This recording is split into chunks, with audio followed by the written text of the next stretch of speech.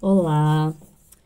Para o nosso terceiro vídeo sobre o poder oculto da amabilidade. Eu preciso do feedback de vocês também, por favor.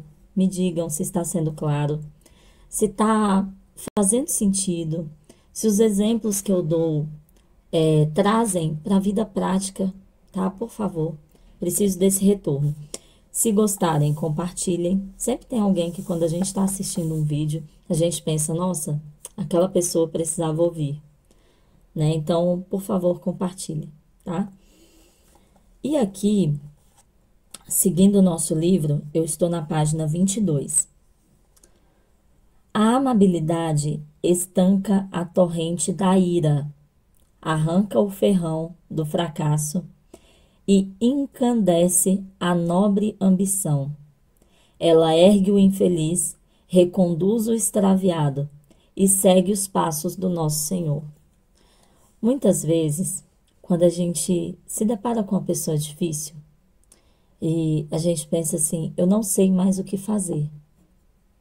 Ame. Ame dentro desse princípio, sem esperar nada em troca, sem exigir nada. Ame e ame muito. E saiba que amar também é muitas vezes dizer não, é muitas vezes impor limites. E também é acolher, é chamar, é dizer eu preciso de você. Eu vejo muito na realidade hoje dos jovens como falta às vezes esse integrar a rotina da casa. Porque veja, o que eu estou ensinando da amabilidade aos meus filhos, a essas novas gerações? Muitas vezes a gente pensa assim, mas esse jovem já estuda muito, né? Ele já tem uma rotina muito puxada.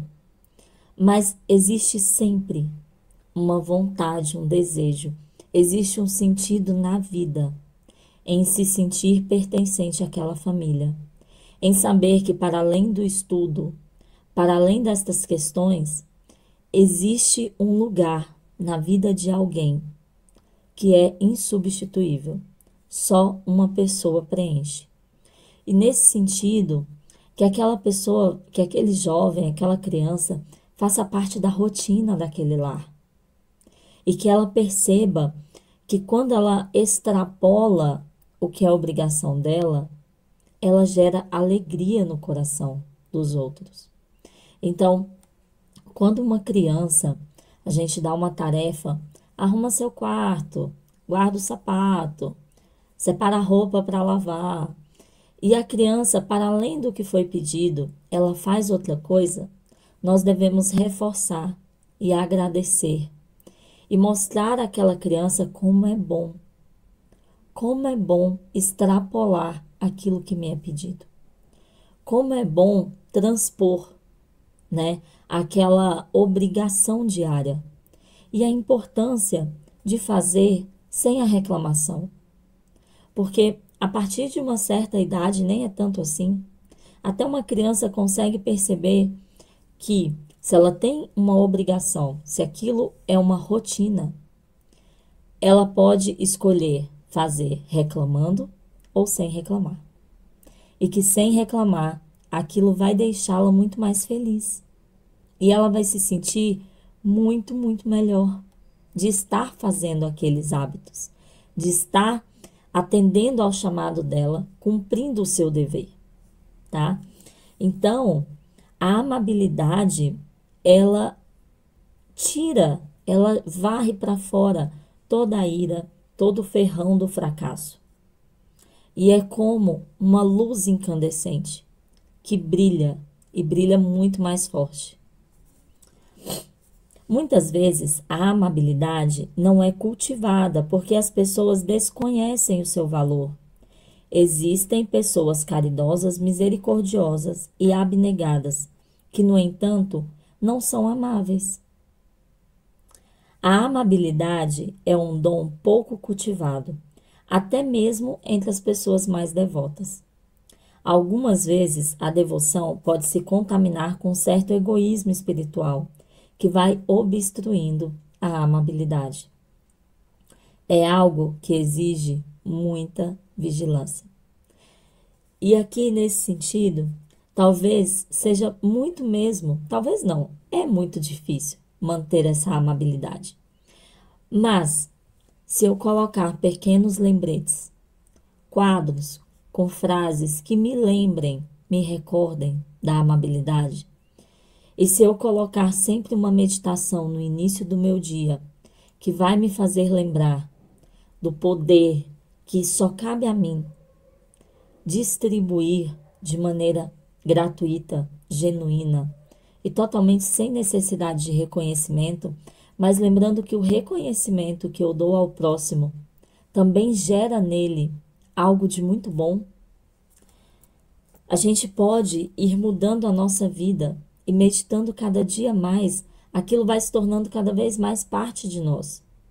E cada vez menos será necessário empregar força para fazer atos amáveis. Então, o que no início é muito difícil, com a prática, com o passar do tempo, vai se tornando fácil, vai se tornando parte integrante de nós.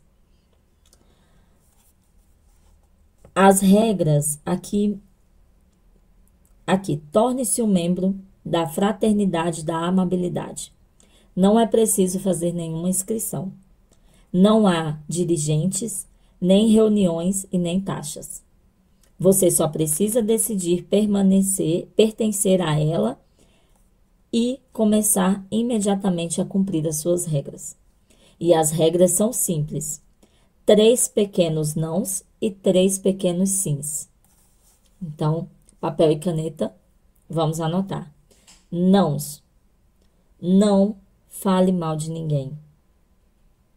Não fale mal de ninguém. Não seja indelicado com ninguém. E é muito interessante como não fale mal de ninguém. Aliás, não fale mal de ninguém, não fale mal a ninguém. Essas palavras más que muitas vezes saem da nossa boca, elas reverberam de muitas formas. Então, se eu falo mal de alguém, eu estou levando uma informação possivelmente desnecessária ao outro. Qual a necessidade que eu tenho de falar mal de uma pessoa para outra? Deixe que a outra pessoa tenha sua própria experiência, porque a pessoa não é aquilo que ela se relaciona comigo. Uma pessoa pode encontrar comigo em determinado momento e ter uma impressão ruim. Mas eu sou aquela impressão? Não. Eu sou uma pessoa muito, muito complexa, cheia de muitos momentos. E talvez naquele momento eu estivesse passando por um momento difícil, mas eu não sou aquilo. Então, uma pessoa, ela nunca é a percepção que eu tenho dela. Muitas vezes aquela só é a forma dela se relacionar comigo, por muitas e muitos motivos, tá? Mas a gente sempre precisa ter essa clareza de que uma pessoa, ela é muito mais do que a forma com que eu a vejo. Porque da mesma forma que eu vejo uma pessoa de uma maneira ruim, outras pessoas podem vê-la de uma maneira muito boa pelos mesmos motivos. Então, eu não posso limitar uma pessoa à minha percepção. E nesse sentido, não é bom que eu pegue a minha percepção, o fragmento que eu tenho de alguém e transmita isso ao outro, tá? E não falar mal a ninguém. A gente precisa vigiar muito o que sai da nossa boca, porque fere as pessoas. Fere muito. Muitas vezes a gente joga nas costas do outro toda a nossa infelicidade. A vida é sua. Então, aproprie-se dela. Tome o poder da sua própria vida e entenda que é fruto das suas escolhas. Se não das suas escolhas, mas do que você deixou que fizessem. Então, não faz sentido que eu despeje em cima do outro as minhas frustrações. Porque no mais, eu escolhi, seja pela escolha de fato, ou seja pela permissão de que a outra pessoa tomasse decisões na minha vida. E isso também pode vir de várias outras formas. A gente precisa sempre ter muito cuidado com o que sai da nossa boca, se são palavras de edificação ou palavras de destruição. Não seja indelicado com ninguém. Muitas vezes a gente se relaciona com as pessoas e por um momento impensado reagimos muito rápido. Chega uma informação e a gente não percebe, não respira, não pensa direitinho e só reagimos. E às vezes a nossa reação, ela é uma reação maior do que a situação realmente pede. Então a gente precisa ter muito cuidado com isso. E os sims. Fale amavelmente de alguém pelo menos uma vez por dia. Então, procure encontrar as qualidades de alguém e elogie esta pessoa para o outro pelo menos uma vez por dia. E esse ato também ele pode ser visto como um ato de reparação pelas vezes em que eu falei mal de alguém, né? Então, se eu falei mal de alguém, eu posso reparar isto falando bem. Segundo, pense algo amável sobre alguém pelo menos uma vez por dia.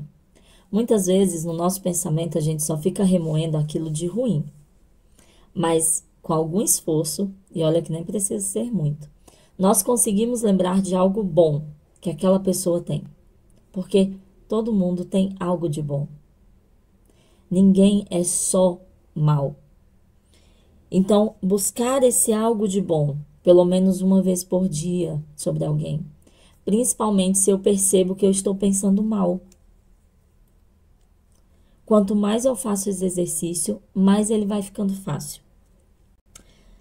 Terceiro, tenha um gesto amável com alguém pelo menos uma vez por dia.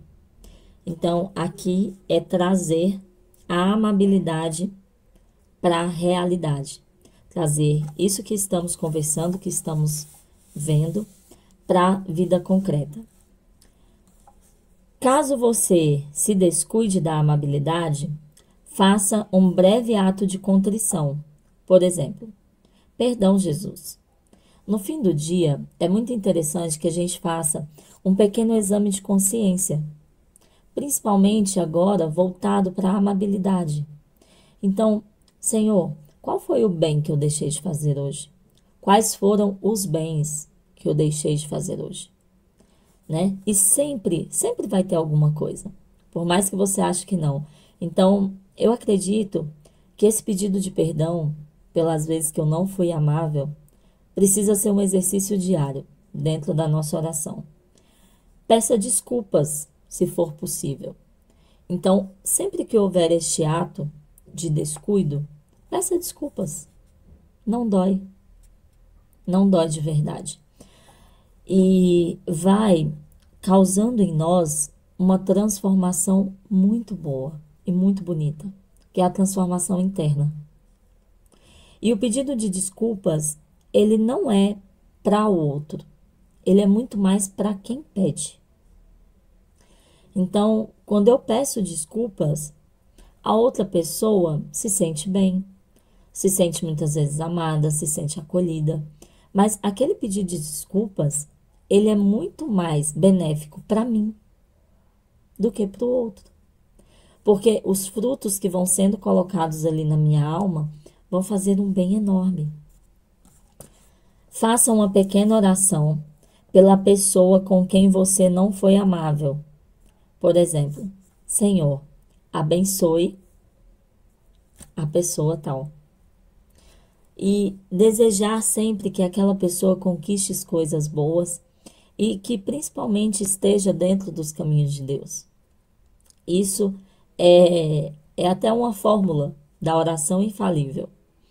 Quando eu peço que o outro não só seja uma pessoa boa, mas que ela seja aos olhos de Deus, né? Que ela Atenda ao chamado de Deus, sempre.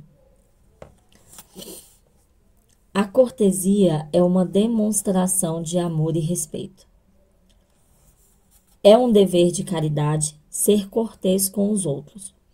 Quando o respeito que sentimos por outra pessoa não permanece oculto em nossos corações, mas se manifesta exteriormente, pode ser chamado de cortesia.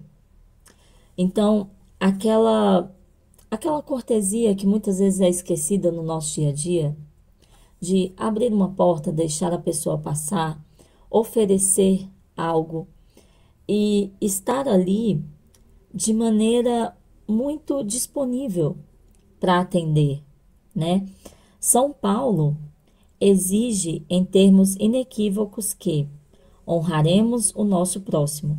Ele descreve a cortesia deste modo: amai-vos mutuamente com afeição terna e fraternal. Adiantai-vos em honrar uns aos outros. Então, toda essa questão da amabilidade é bíblica. Nós temos esse chamado. Nós somos chamados. E isso não é para um ou outro. Somos todos chamados. Mas chamados também de uma maneira individual e não de uma maneira coletiva. Você é chamado dentro da sua realidade específica, dentro das suas limitações, das suas predisposições naturais e principalmente a vencer as limitações. É aonde nós somos mais chamados. Ela envolve polidez, paciência, consideração, espírito de serviço e amabilidade. A cortesia, ela exige tudo isso de nós. Ela exige como aquela polidez do diamante bruto, da pedra de ouro que precisa ser trabalhada. E sabe aquela passagem do vaso de barro que muitas vezes precisa ser quebrado? Existem vasos que precisam ser quebrados um pouquinho para consertar ali alguns defeitos pequenos. Existem outros vasos que precisam ser realmente moídos para fazer um vaso novo. Mas que nós tenhamos esta amabilidade também para receber de Deus toda essa transformação que a gente precisa. Porque existe, particularmente em cada um, suas dificuldades. E algumas são sim mais difíceis. E isso é normal. Ser diferente é normal. E não tem problema nenhum nisso. Algumas pessoas vão ter que lutar mais e outras menos. Mas cada um terá as suas lutas dentro daquilo que suporta e dentro daquilo que é capaz. Não se preocupe. Não virá para você uma luta maior do que você consiga abarcar. O desprezo dói. As pessoas não são indiferentes aos que os outros pensam ou dizem delas. Uma palavra amarga, um insulto ou uma zombaria machucam como um tapa na cara. O insulto malicioso pode roubar toda a alegria de viver de uma pessoa. Por isso, nosso Senhor equipara aos homicidas aqueles que insultam os outros. Ouvistes o que foi dito aos antigos: não matarás. Digo, quem matar será castigado pelo juízo do tribunal. Mas eu vos digo, todo aquele que se irar contra o seu irmão será castigado pelos juízes. Aquele que disser ao teu irmão imbecil será castigado pelo grande conselho. Aquele que lhe disser louco será condenado ao fogo da gema. E nesse sentido, a gente vê o quanto é danoso. O quanto é danoso aquilo que sai da nossa boca.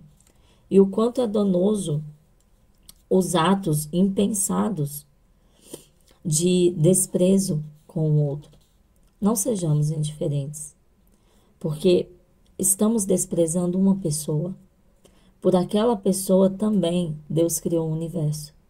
Por aquela pessoa também Jesus veio e se sacrificou. Deus não pensou na humanidade inteira. Deus pensa em mim, em você, de maneira única. Então, não desprezemos o próximo, porque isso dói e causam feridas, muitas vezes, quase que incuráveis na alma de outra pessoa.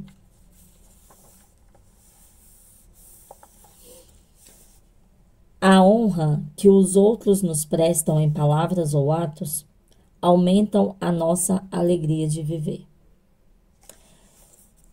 Então, que eu sempre deixe no coração do outro uma palavra amável. Olha, tá tudo bem. Vai ficar tudo bem.